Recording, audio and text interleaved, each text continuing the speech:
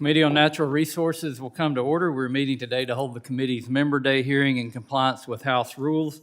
We look forward to hearing from members of Congress regarding legislation within the committee's jurisdiction.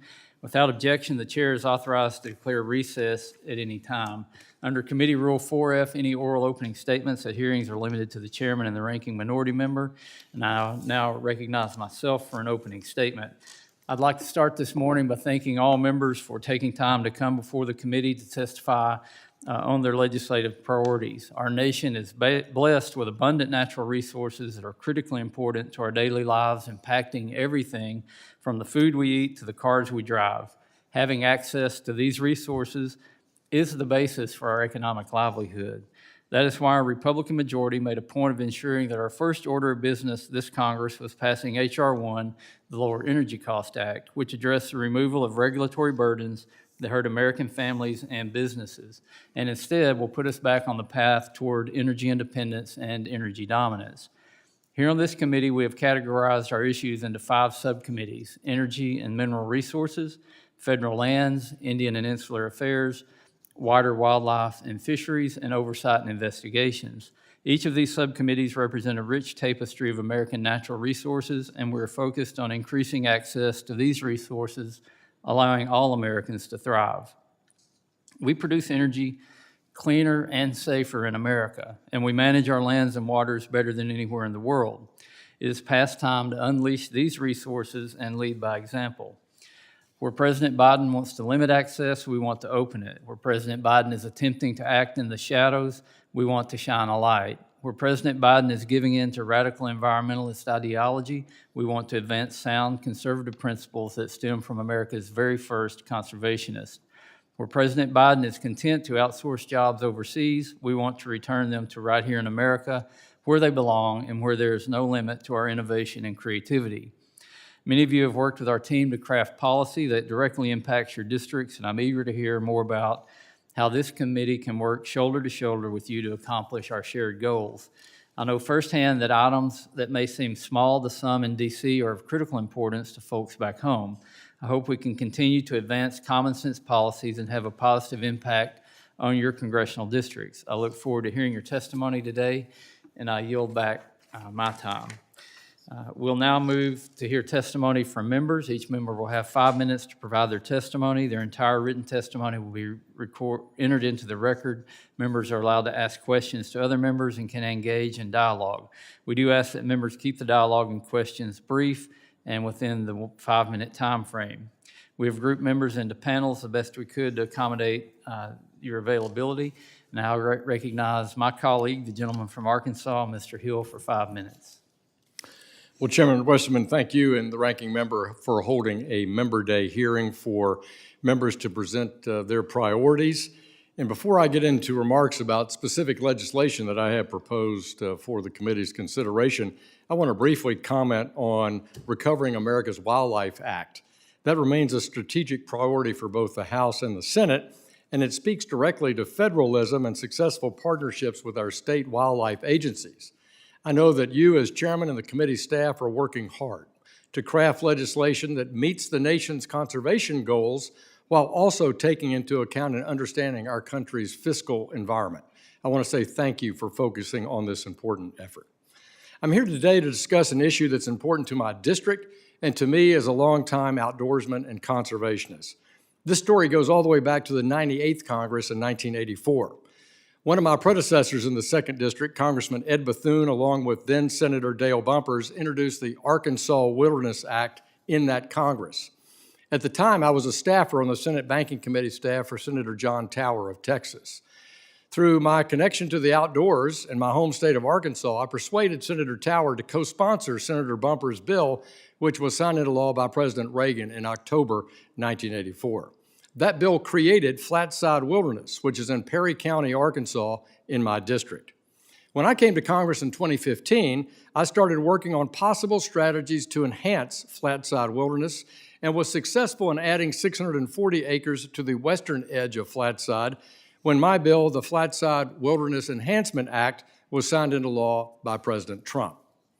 Following that success, I worked with our senior Senator John Bozeman to have the U.S. Forest Service conduct a study of the federal lands directly adjacent to Flatside to see if any of those Forest Service lands would in fact qualify as wilderness. These acres were actually proposed back in 1984, but did not make the final package. This work for the Bozeman and Hill study of additional lands was completed in the summer of 2021, and the recommended specific studied areas for wilderness designation. These lands are currently managed by the Forest Service as potential wilderness in accordance with the Ouachita National Forest Management Plan. Now, working with Chairman Westerman and his team over the past 2 years, I recently have introduced H.R. 3971, the Flatside Additions Act. This bill would designate approximately 2,200 acres of existing Forest Service acres to Flatside wilderness. In addition to numerous private conservation organizations supporting this legislation, I have formal letters of support from Arkansas's Governor, Sarah Sanders, the Arkansas Game and Fish Commission, the Arkansas Department of Parks, Heritage, and Tourism, and the Perry County Judge. This bill would be the second and final iteration to expand the wilderness area at Flatside. The other land that surrounds Flatside is either part of the Ouachita National Forest and is not suitable for wilderness designation or is privately owned. Chairman Westerman knows of my work here well, but I feel it was important to make appeal to my fellow members from the western states. I know and recognize the concerns of many of my western colleagues have with the management of federal lands in their own states.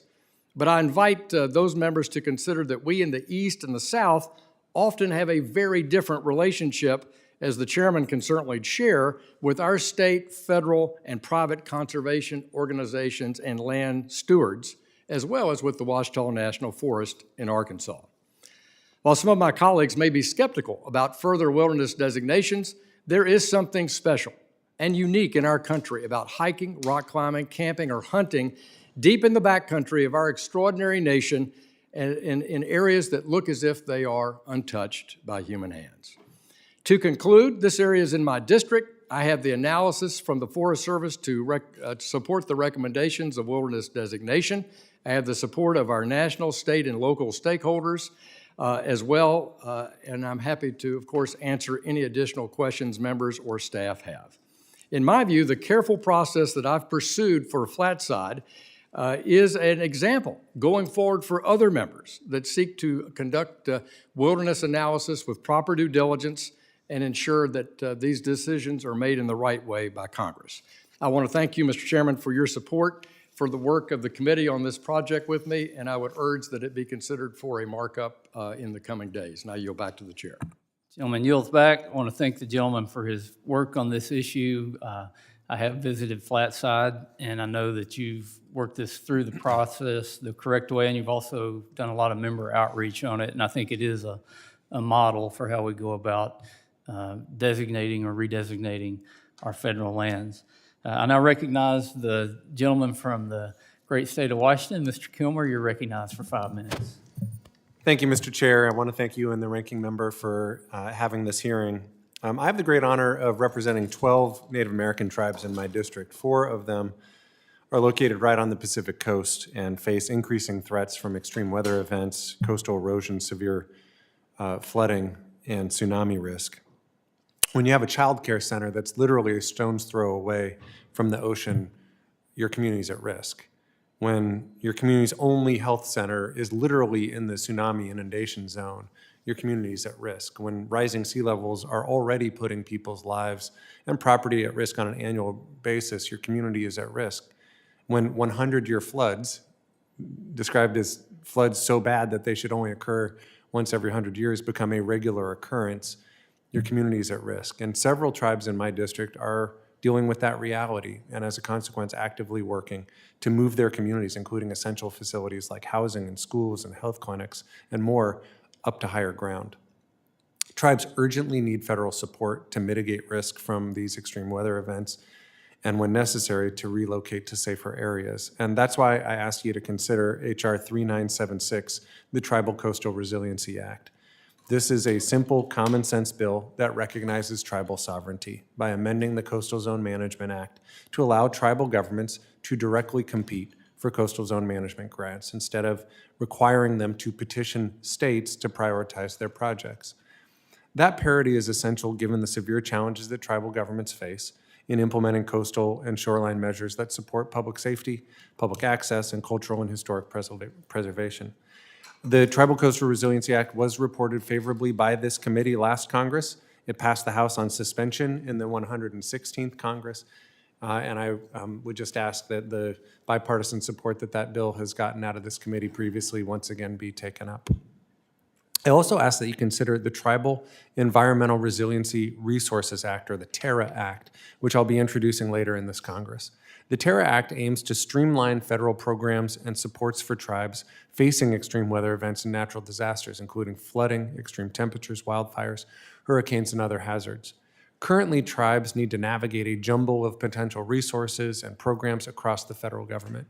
Each program comes with its own regulatory strings, reporting requirements, cost shares, and other processes that make the programs difficult or sometimes impossible for tribes to access.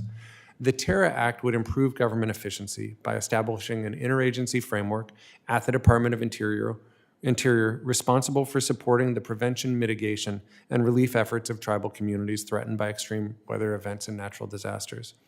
Under the framework, the Department of Interior would work with tribes to integrate existing federal resources into a single comprehensive plan tailored to address tribes' specific needs and goals. The department would be able to streamline statutory, regulatory, and administrative requirements to reduce the burden on tribes and the burden on federal agencies. This is a good government efficiency idea. Together, the Tribal Coastal Resiliency Act and the TERRA Act would help ensure tribes get the resources and supports that they need to address existential threats to their communities, and would uphold the federal government's trust and treaty obligations to tribal nations. So I hope you keep an eye out for that bill. I'd like to close today by thanking you for your support of H.R. 929, the Puyallup Tribe of Indians Land into Confirmation Act, which the committee ordered reported with unanimous support. Thank you for that. Just as a reminder, that bill takes 17 acres of land currently owned by the tribe into trust, restoring part of the tribe's ancestral homelands, and allowing the tribe to pursue economic development and job creation opportunities. I look forward to working with you in hopes of getting this bill across the finish line. So thank you again for your time and for your leadership on these issues, and I yield back. Gentleman yields back, and I have had the good pleasure of visiting your district, visiting tribes out there, the Puyallup, one of those tribes. But I think a lot can be learned from the work that's being done with tribes in your part of the world, and really a kudos to the innovation and work that tribes in your part of Washington are doing. So thank you for coming today. The chair now recognizes the gentleman from Indiana, Mr. Baird. You're recognized for 5 minutes.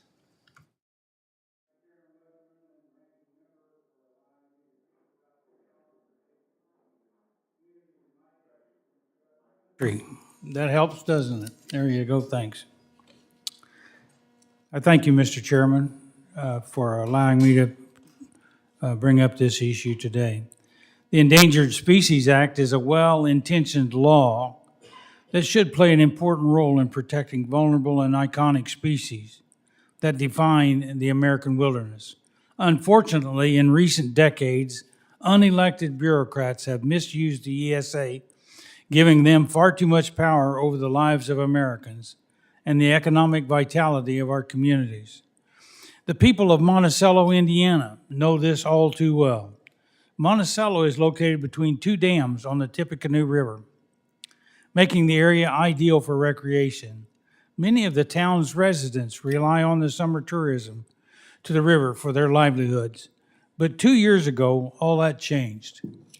After years of overregulation of the 5 listed mussel species downstream, the area was drained without notice to the public, irreversibly damaging local wildlife and private property due to the outdated drought condition procedures. I got a couple of pictures here to just give you an idea. The first one is with water and the boat, and the second one is the drought conditions. So it illustrates how much they actually drained that second lake. Thankfully, we were able to secure a reevaluation of the determined minimal flow rate, reducing the number of abnormal low flow events while also accurately measuring water levels closer to the dam and not 35 miles upstream. Now, Washington bureaucrats are again pushing to enlist a new species of mussel, the salamander mussel, and propose new critical habitat that could repeat the mistakes of the past.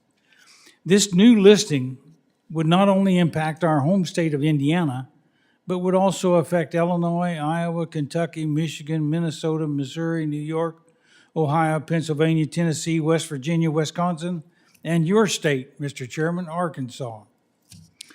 Despite the Fish and Wildlife Service's claim that they've worked with experts to assess this current situation of the salamander mussels, the petition for this enlistment dates back to 2010. I think we can all agree that 13-year-old data is not reliable enough to make decisions about our natural resources. Moreover, this new enlistment would designate anywhere salamander mussels are found as a critical habitat, and even allows the service to establish critical habitats in areas where the mussels haven't been found. The Trump administration issued a rule back in 2020 defining the word habitat. However, one of the Biden administration's first moves was to throw out that rule. This uncertainty allows the service to designate any area as critical without any species present. It is unfortunate that for oft and unelected bureaucrats can have so much influence on rural America, on the places that they have never visited, and on the people that they will never meet. I urge this committee to help rein in the power of the EPA and Fish and Wildlife Service and give clarification on definitions such as habitat. I yield back.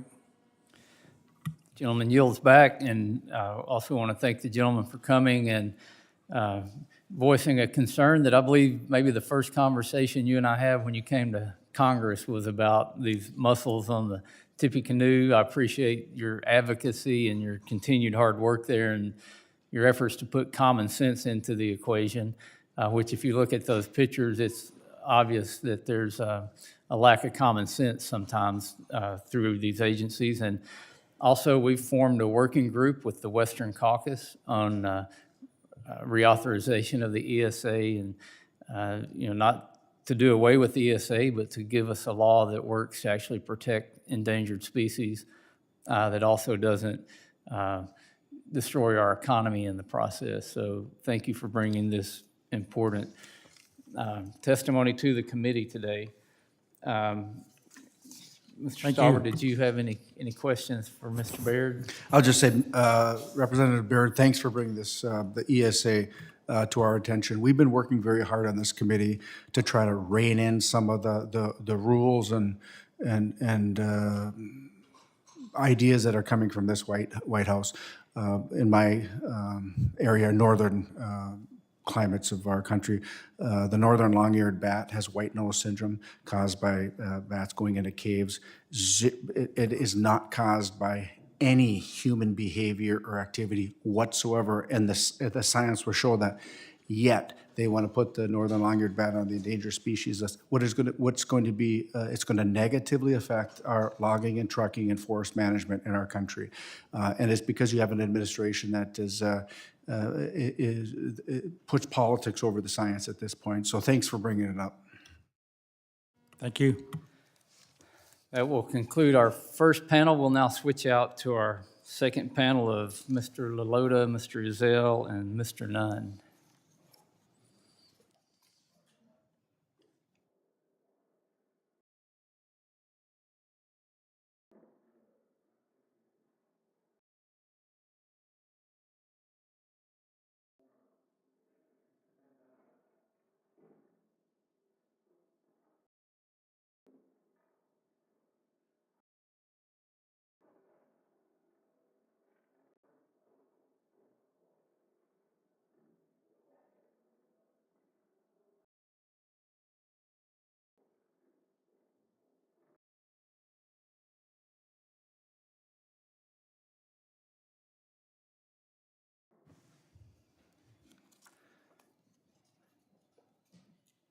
Thank you to our second panel for being here today. Appreciate you coming to the committee to voice your concerns.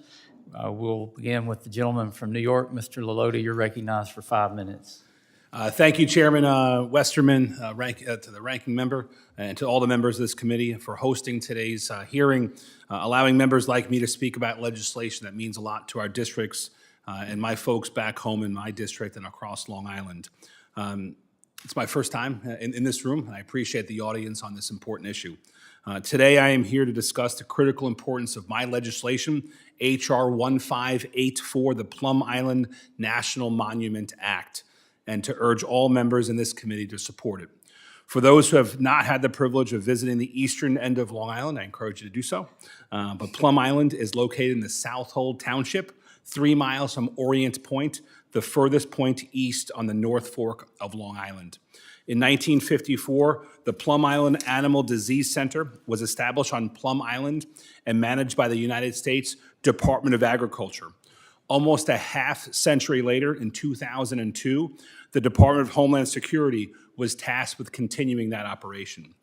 And for decades, the laboratory at the Animal Disease Center conducted important research on foreign animal diseases and worked to prevent introduction and spread of those diseases within the United States.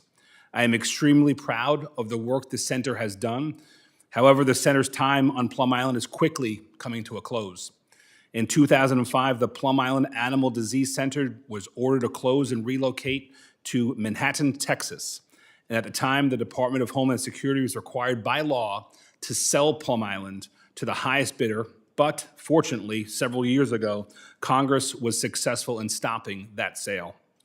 While much has been done to ensure the island's environmental and ecological makeup, we must collectively work together to preserve Plum Island once and for all. My legislation, again, H.R. 1584, the Plum Island National Monument Act, would do just that by designating Plum Island as a national monument. Animal lovers and conservation leaders have cited over 228 bird species on Plum Island and the surrounding area, including birds of prey, shorebirds, wading birds, waterfowl, and songbird species. There are also several rare plant species found on the island, including Scotch lovage, slender knotweed, sea beach knotweed, rare species of orchids such as spring ladies' tresses, and carnivorous plants. Over the past 10 months, Mr. Chairman, I have spoken to hundreds of constituents and advocacy groups on the important work that is to be done to preserve Plum Island, and I will continue my work to do just that. Thank you again, Chairman, and to the members of the committee for having me today. I urge you all to support this important legislation. Thank you, Mr. Lalota, and I know that you've personally talked to me about Plum Island. I wasn't aware that Plum Island existed until your advocacy on behalf of your constituents in the district that you represent. So maybe someday I can get out to visit Plum Island. It sounds like a nice place to visit, and we appreciate you filing the legislation and for coming here on Members' Day to talk about it.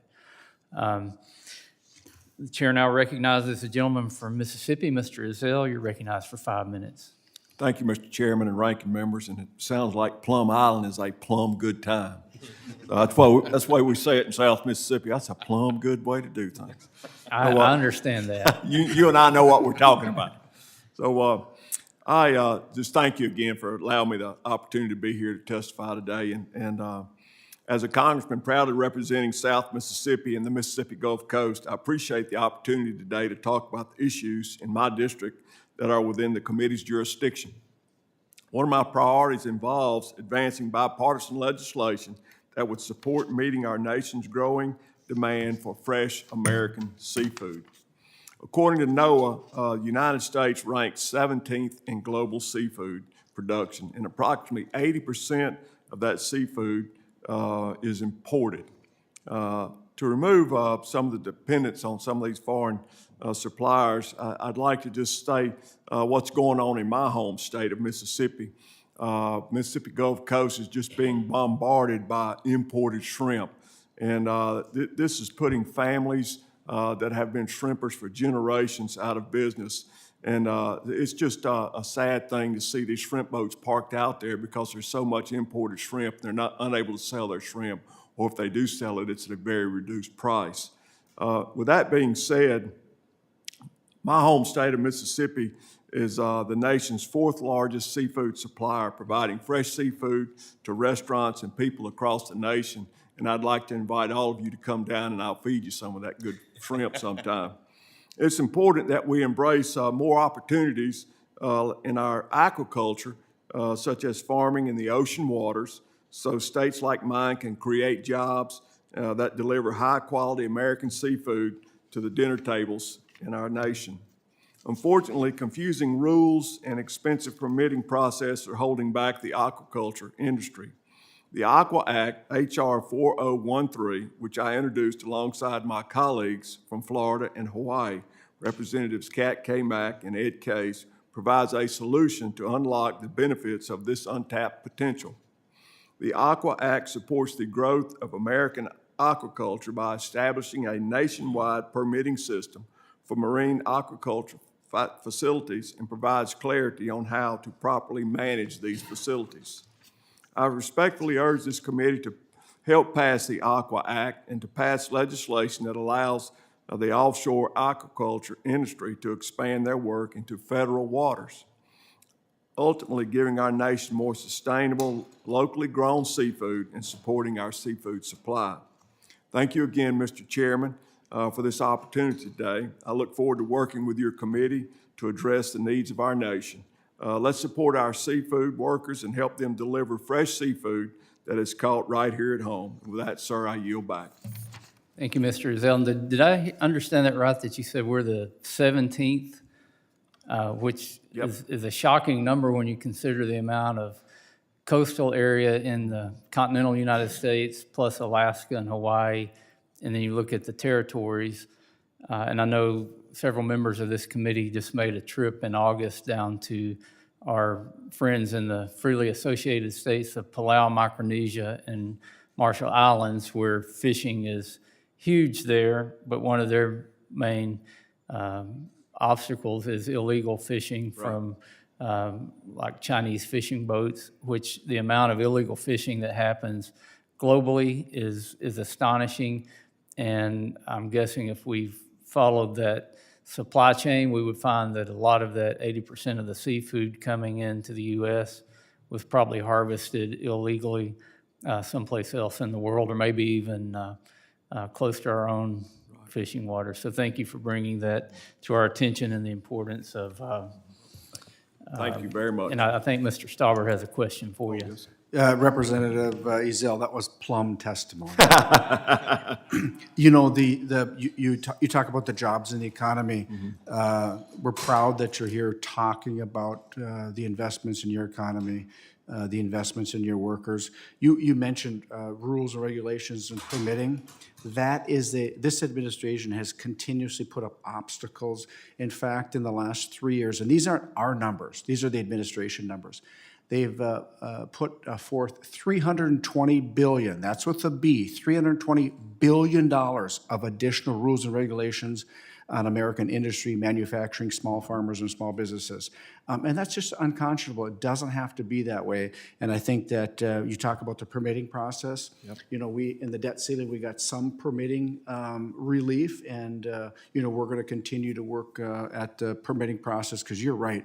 It takes a long time to get things going, and it doesn't necessarily have to be that way. We can do it without cutting any corners, without removing any environmental or labor standards. So I appreciate you bringing this up, and I know that the chair of this committee is really, you know, pushing for permitting reform and the reduction in the rules and regulations that are brought forth by those bureaucrats and the three-letter agencies.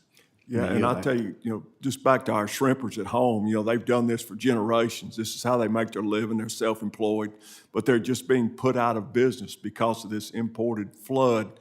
There's nowhere to sell their shrimp. So, you know, we've got to get a handle on this, and I'd certainly like to lead the charge on it. So thank you very much. Now, was Bubba Gump from Alabama or Mississippi?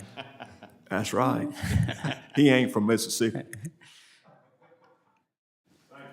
Thank you. The chair now recognizes the gentleman from Iowa. Mr. Nunn, you're recognized for 5 minutes. Well, first of all, thank you very much, Chairman. Thank you to the Natural Resources Committee. Thank you to our ranking members here. Mr. Chairman, I also just want to highlight here how fantastic the Natural Resources Committee has been on standing up for American energy independence and really being a driving force in this conversation with the House to make sure that America and Americans can continue to have the type of energy that drives not only our economy, but makes it so that every family like my own and Mr. Staubers gets the opportunity to take our kids to soccer practice and just commute within our own communities to really grow in a very important way. As a member of the House Ag Committee and in the Farm Bill year that is coming up, I know how important it is to take advantage of every opportunity to discuss what falls within the jurisdictions of both Natural Resources and the Ag Committee. And these conversations are crucial as we share our priorities. Mr. Chair, you probably know Iowa is known for a number of things: world-class wrestlers, amazing girls college basketball, and our incredible farmers who are leading the charge here in growing America's corn and soybeans. In fact, every other row of crop is either being grown to feed the country or fuel the country.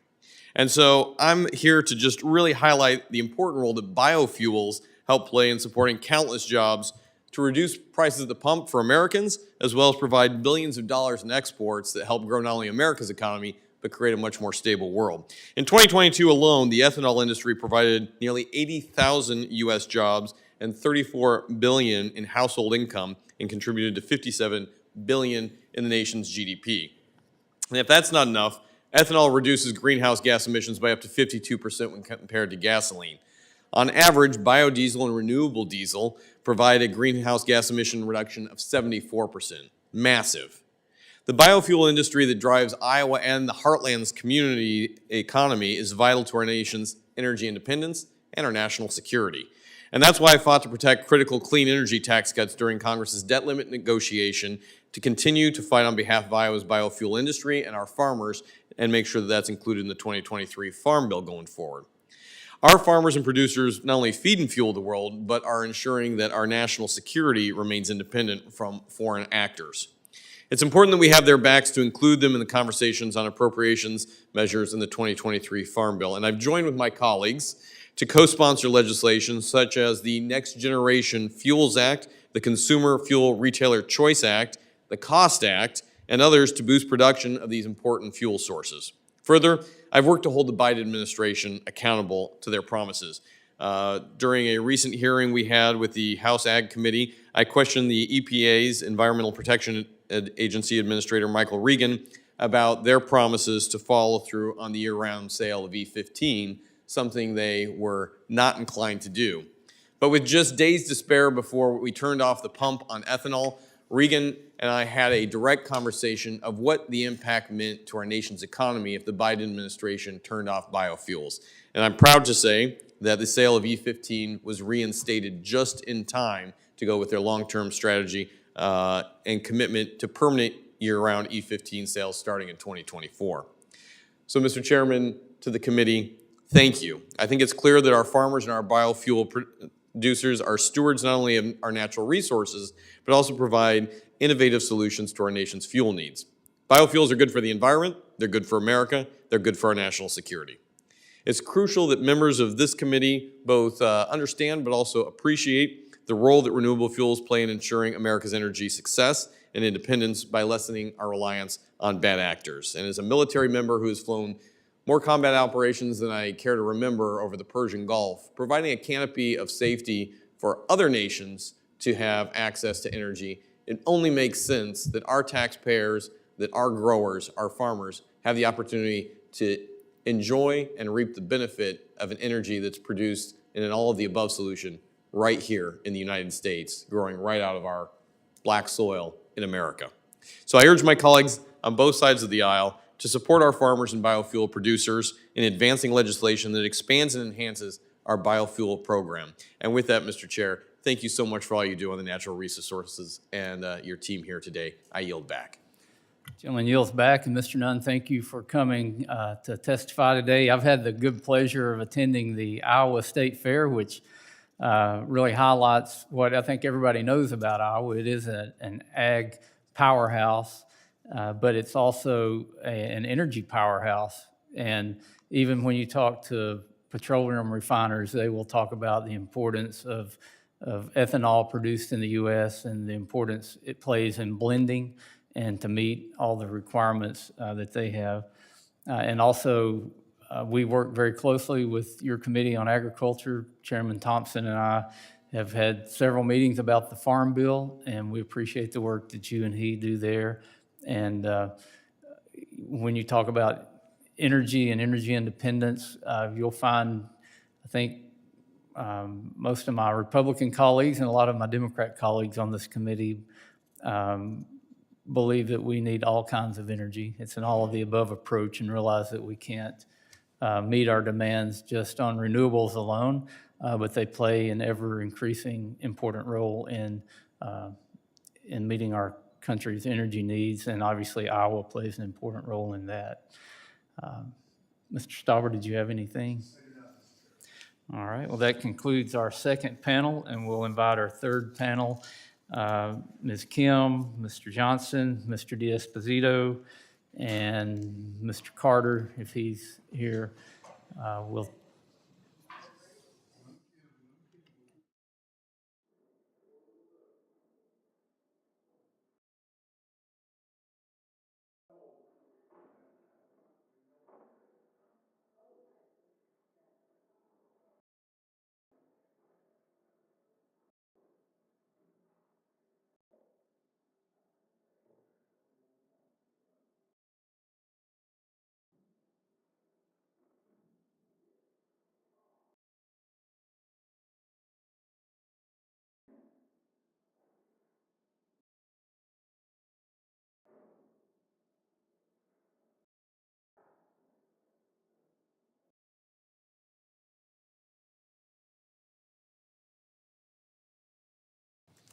I want to welcome our third panel. Appreciate you all coming here today. We're going to start with a gentlelady from California. Ms. Kim, you're recognized for 5 minutes. Thank you, Chairman. I want to thank you and Ranking Member Grijalva for this opportunity to speak before you today in your committee. I represent California's 40th Congressional District, which includes parts of Orange, San Bernardino, and Riverside counties in Southern California. And my district also includes several canyon communities and the Cleveland National Forest Trabuco District. I want to take the opportunity to talk about trail maintenance challenges impacting public lands, that's in my district, and the need to improve public-private coordination on wildfire technology modernization, and finally, my support for the Compacts of Free Association, COFA. In the Cleveland National Forest Trabuco District, the 2018 Holy Jim Fire forced shutdowns across several popular trails, and these trails still remain closed because of the persistent erosion and infrastructure-related concerns.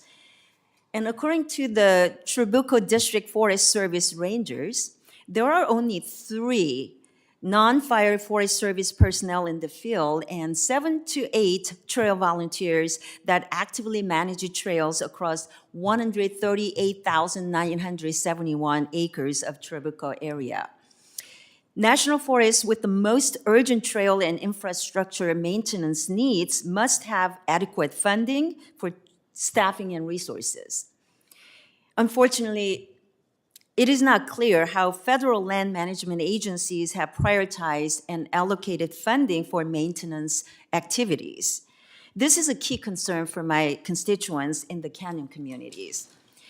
So I was pleased to see the language I requested included in the fiscal year 24 Interior Appropriations Bill to direct the Forest Service to prioritize funding for trails that were shut down by wildfires in the last 5 years with high visitation rates. So I thank the chairman and your staff for working with me and my team on this language and for continuing to work with me on drafting legislation to expedite trail and campground restoration in the National Forest system. I also want to bring up another one of my priorities regarding wildfire technology. Federal land management agencies do not have a streamlined process for assessing and deploying innovative wildfire technologies. Meanwhile, there are many private entities who are developing innovative technologies to fight wildfires, but they often lack the means to test their technologies at scale in real time. So in June, I introduced HR 4235, Wildfire Technology Demonstration, Evaluation, Modernization, and Optimization, or Wildfire Technology Demo Act. It creates a 4-year pilot program that allows private entities developing wildfire technologies to partner with federal land management agencies and test their technologies alongside hazardous fuels mitigation activities and training. Some of these next-generation technologies include AI-enabled and thermal cameras to track wildfires and virtual reality simulations for firefighting training and upgraded firefighting aircraft.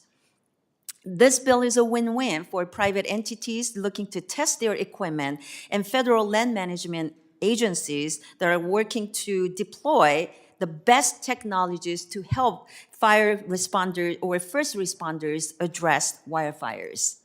So I'm excited that it will be considered in a hearing next month. And Southern California is at the forefront of wildfire technology innovation, and I'm thrilled that Air and Wildland Division Chief, Mr. Jim Topoleski from San Bernardino County Fire Protection District will be testifying at that hearing. Finally, I want to express support for renewing the Compacts of Free Association, the COFA agreement.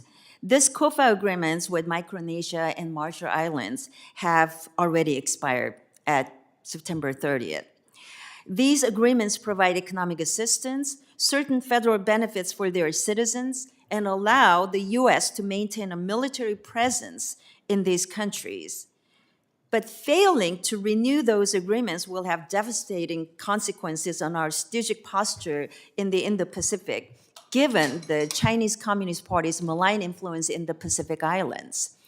So Congress must act now to renew these agreements. So I want to thank you, Chairman, and your staff for the opportunity to share some of my priorities. And I look forward to the good work that will continue to come out of this committee and appreciate your partnership. Thank you. Thank you, Representative Kim, and thank you for coming to the committee today to testify. And I've had the great pleasure to visit your district, which is very unique. You have very high population areas adjacent to very remote canyons that have severe fire threats and high winds, and it creates a very serious situation. But to see the innovation, to go up in the helicopter with the local fire authorities and see how different outposts have been constructed on the ridges and how they're innovating technology, and also when you've got that high of a population close to open space and forested lands, you get a lot of demand for recreation. So I certainly understand why you want to see those trails restored and why your constituents would want to see that happen. And we're also working in a very bipartisan manner to get the COFA agreements completed.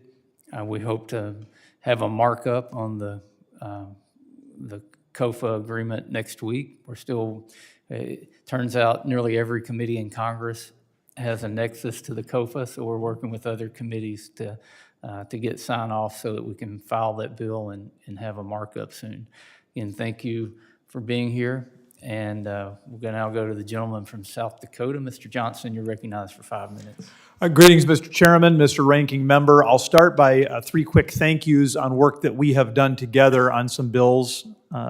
First off, 3371, that would, as you remember, sir, take 40 acres of the massacre site of Wounded Knee and put it into trust-like status for the Oglala Sioux Tribe and the Cheyenne River Sioux Tribe. Thank you all for getting it out of committee and then getting it off of the House floor. Secondly, I want to thank you for bill hearings we've already had on my 3579. This would cut the red tape that is standing in the way of people being able to secure mortgages in Indian country. a hugely important step, and thank you for that bill hearing. Looking forward to committee and floor action on that in the future. And then H.R. 386, the Mount Rushmore Protection Act, that would prohibit the federal government from using any funds to change, remove, or destroy Mount Rushmore. Again, looking forward to committee and floor action on that. But I want to spend the bulk of my time talking about the Restoring Accountability in the Indian Health Service Act. You all were nice enough to have a discussion draft on, or a discussion on that discussion draft here a few weeks ago. And in your July hearing, witness after witness talked about the abysmal track record of IHS. It's really unacceptable. And not at every facility, but at so many direct service facilities, we have massive concerns with the quality of care as well as real vacancies. And that has, even in my backyard, caused the Rosebud Emergency Room to be shut down for quite a spell in 2015, as well as lots of other unacceptable issues. During the hearing, I noted the 2018 GAO study, which showed a 25% vacancy rate across all provider groups, across all IHS facilities. And so the bill that we're talking about really tries to be a comprehensive solution to those problems. Number one, establishing a competitive pay system that's going to help with retention and recruitment. Number two, a new staffing demonstration project. Number three, instituting new whistleblower protections. And then number four, making it easier for us to remove bad actors that exist within the IHS system. We're working with Senate partners to do a dual introduction. I think we're getting close to having that done in the next few weeks. I wanted to make sure that was again on your radar, so hopefully we can get some committee action once we have that very important legislation ready to go. I would just close, Mr. Chairman, Mr. Ranking Member, by thanking the committee for being so willing to have me engaged in hearings, not just on my bills, but on bills that are of interest to myself or to my district. You have been the most welcoming committee I've worked with in Congress. And that extends, Mr. Chairman, to having you come to my district. And I just want to thank you for that. And with that, I would yield back. Gentleman yields back. Mr. Harvey, did you have a? Yeah, I just, for my esteemed colleague, a question. In that comprehensive approach to health delivery and implicit in what you say and implied in what you say is the issue of equity as well. Urban health centers, in terms of they're not part of what a tribal government is providing with, does that fit in, or is that a separate issue? We certainly have some urban Indian health facilities in South Dakota that they have a separate basket of issues, which my bill would not address, Okay. but clearly willing to work with you on doing that because there are frankly some funding problems as well as some quality problems within those facilities as well. Mostly resource issues and timing. Okay, appreciate it.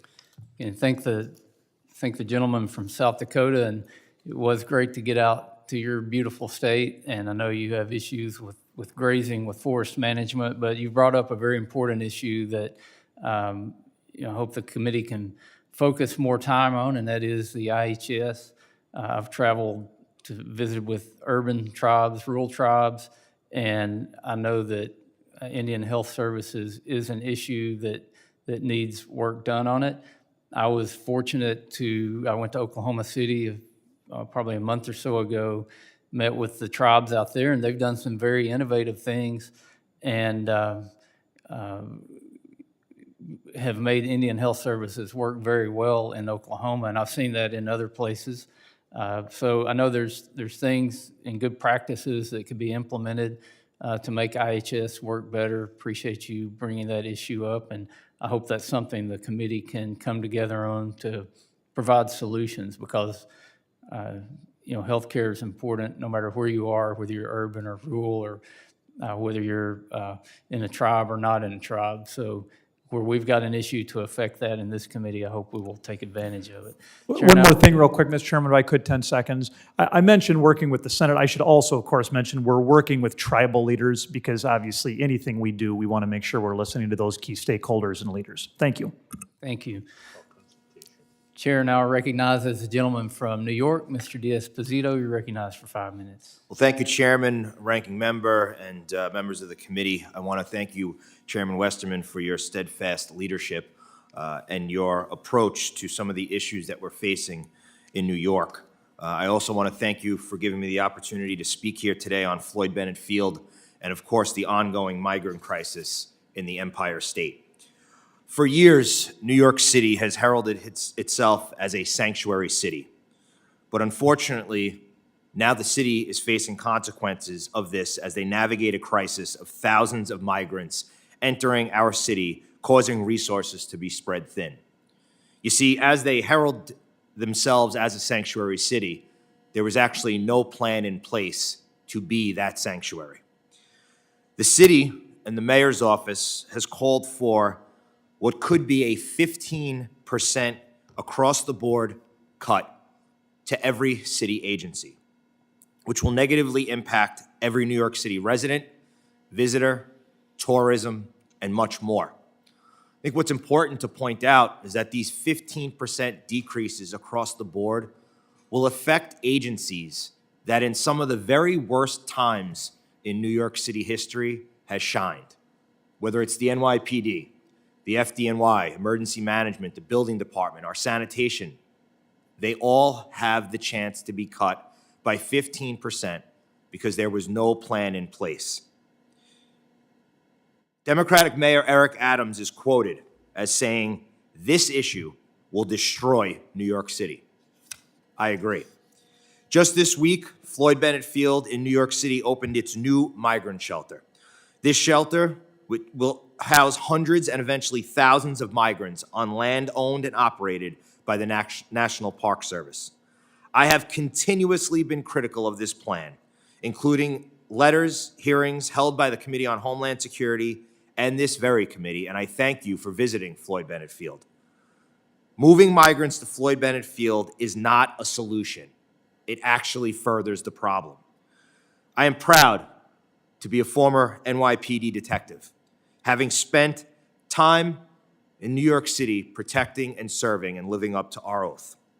The NYPD works each and every day to keep New Yorkers and our millions of visitors safe, and they need each and every resource that they get to make sure they continue that mission.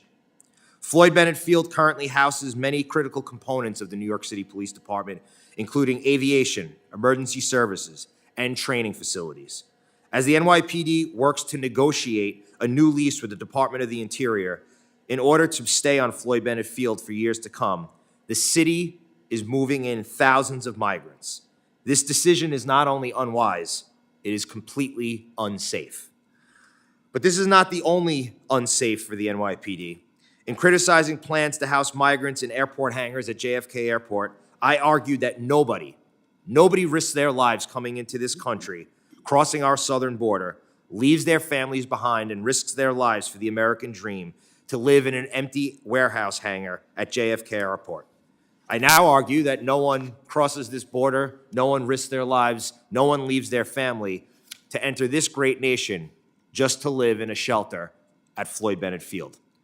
Additionally, there continues to be concerns that the site is a fire hazard and could potentially flood. This very week, attorneys for the Legal Aid Society, which through my career, I don't think I've ever agreed with the Legal Aid Society, they've actually claimed that the shelter was not safe and not humane. We must find solutions to the migrant crisis. The answer is securing our border. The answer is not migrant shelters at our national parks. I am proud to co-sponsor a bill introduced by fellow New Yorker, Congresswoman Malliotakis, H.R. 5283, Protecting Our Communities from Failure to Secure the Border Act of 2023, which would prohibit federal funds from providing housing to specified migrants on land under administrative jurisdiction of federal land management agencies, including the National Park Service. I am thankful that this bill has already passed out of this committee. We must pressure the Senate to hear the Secure the Border Act of 2023. I hope we can come together to continue to find real solutions to this migrant crisis. Again, Chairman, I thank you for your leadership and your attention to New York. Thank you for letting me speak today, and I yield back. Thank you, Representative Diaz-Pasito, and thank you not only for your service to the great city of New York, but for your representation here. And as you mentioned, I've been to Floyd Bennett Field. I went there before they built the migrant shelter. We pushed back on that, but they went through with the plans anyway. We did pass your and Ms. Maliatakis's bill out of the committee last week, and we're working with the leader's office to try to get that bill on the floor as soon as possible. And hopefully we can work with the Senate to push that through as well. So thank you for your leadership on that. And I now recognize the gentleman from Georgia. As long as, we had a question for you, Mr. Diaz-Padrón. Mr. Chair, may I comment? Fellow police officer. Yeah. So the Representative Diaz-Padrón, I too want to thank you for your service in law enforcement and to the safety and security of New York City. What we're seeing there is absolutely atrocious. You have a mayor that tells the Biden administration, stop with your open borders. You are going to crush our city. And there's no response from this administration other than doing the same. We must recognize that there's 191 recognized countries in the world, and Border Patrol has, the last count, 170 from these immigrants are coming from 174 different countries seeking asylum.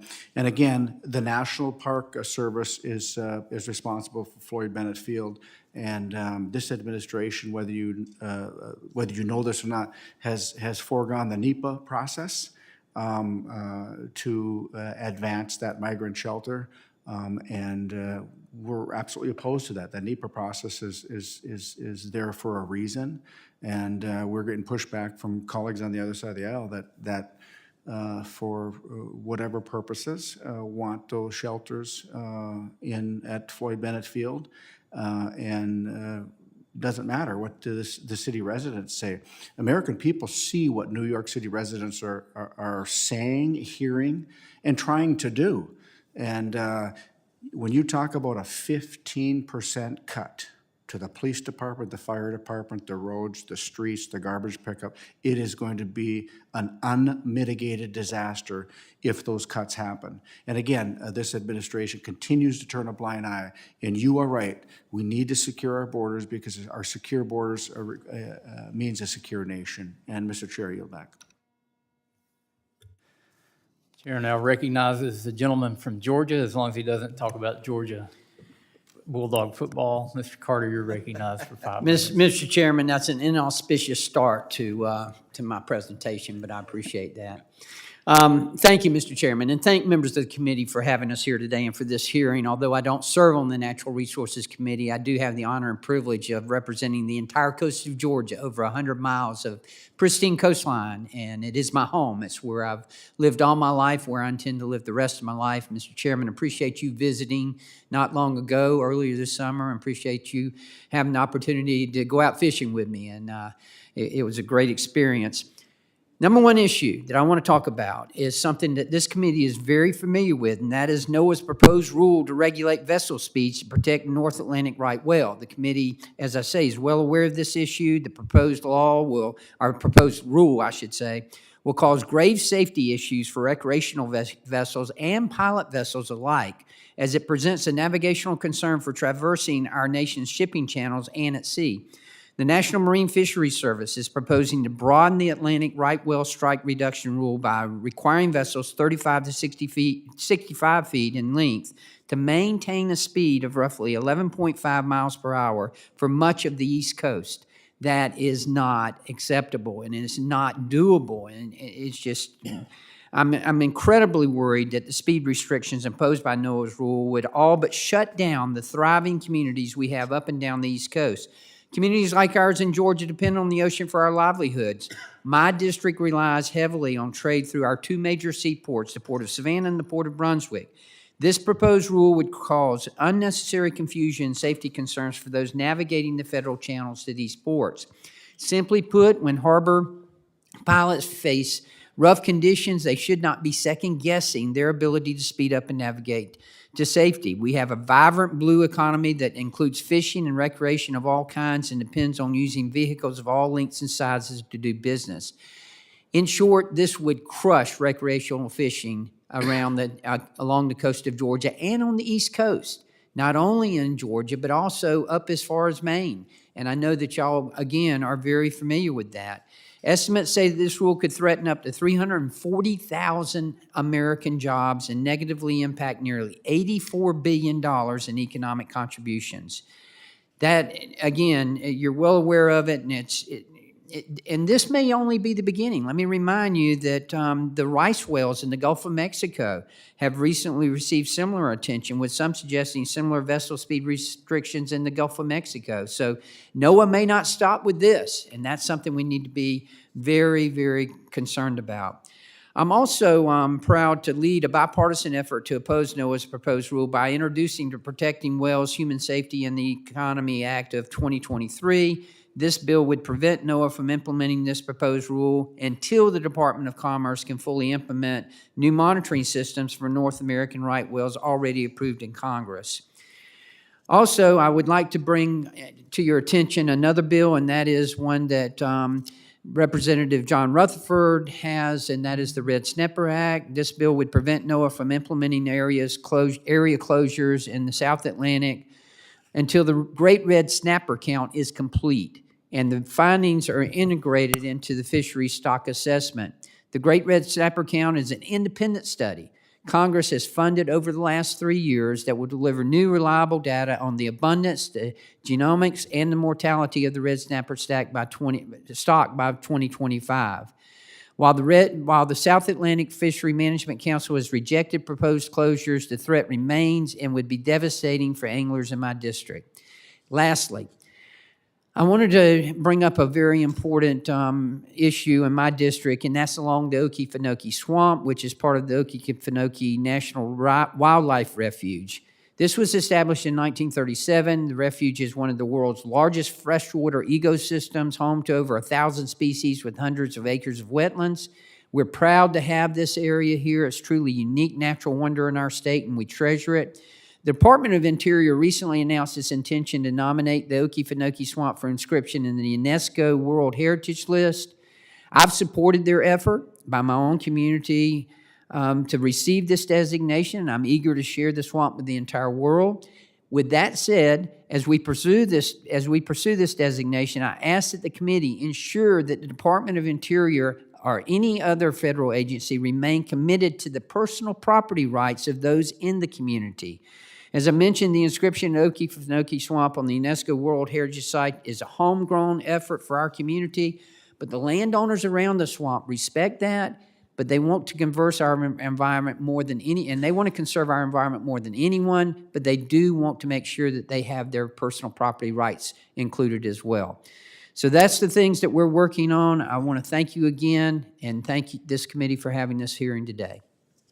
Thank the gentleman, and on top of the state of Georgia having a two-time national championship football team, currently ranked #1, they also have a beautiful coastline that I know that you're very proud to represent, and I have visited there, as you've said. I know this speed limit proposed rule is all along the South Atlantic, the Mid-Atlantic, the North Atlantic, and now in the Gulf of Mexico. I just saw this morning where one of the windmill projects in the North Atlantic has, I think it's a Dutch company that pulled out of that. And, you know, we've asked for a GAO report on what's actually killing the whales, and I think NOAA has rushed to implement rules that they don't have any scientific basis behind the rules that they're implementing, which is much like what they're doing with the red snapper and Mr. Rutherford's bill. So, and then again, I've visited with some of your landowners that live adjacent to the Okefenokee, and I know the challenges that they face there with some of the wildfires that come out of the Okefenokee that would rival the fires we see in the West. So appreciate your advocacy on behalf of the natural resources and your constituents. We're now going to go to a member of the committee who's presenting on Member Day from the great state of Montana. Mr. Rosendale, you're recognized. Thank you very much, Mr. Chair. I do appreciate it. Mr. Chair, my legislation, the Comprehensive Grizzly Bear Management Act, H.R. 1419, directs Secretary of Interior to promptly remove the Northern Continental Divide ecosystem population of grizzly bears from the endangered species list. This legislation provides Montanans with the means to safeguard their lives, their livestock, and their livelihoods from the growing menace of grizzly bears that have grown dangerously comfortable around human communities. Montana has the largest population of grizzly bears in the lower 48 states, including both the Northern Continental Divide and Greater Yellowstone populations.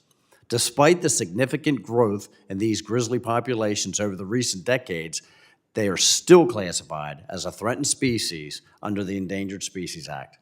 In 1975, when the grizzly bears were initially labeled as a threatened species, there were believed to be only about 800 bears in the lower 48 states. Since then, the grizzly bear populations have exploded.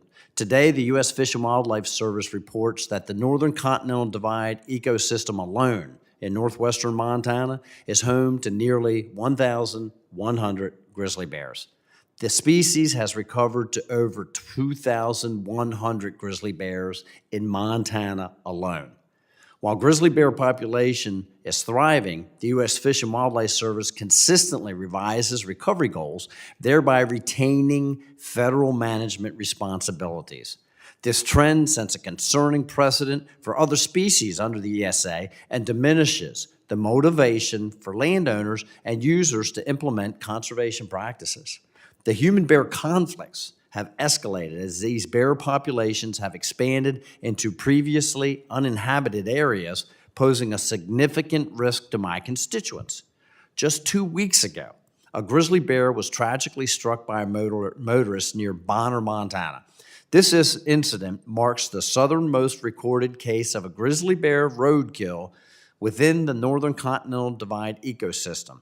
As bears venture farther south beyond their established core zone in the Northern Continental Divide ecosystem, they are increasingly vulnerable to collisions with vehicles. This growing trend poses potential risk for both truckers and motorists throughout the state. Grizzly bears are predators. There are only a small handful of members on this committee that have grizzly bears in their districts, and it's extremely unlikely that the bureaucrats working for the government agencies headquartered in Washington, D.C. have encountered one either.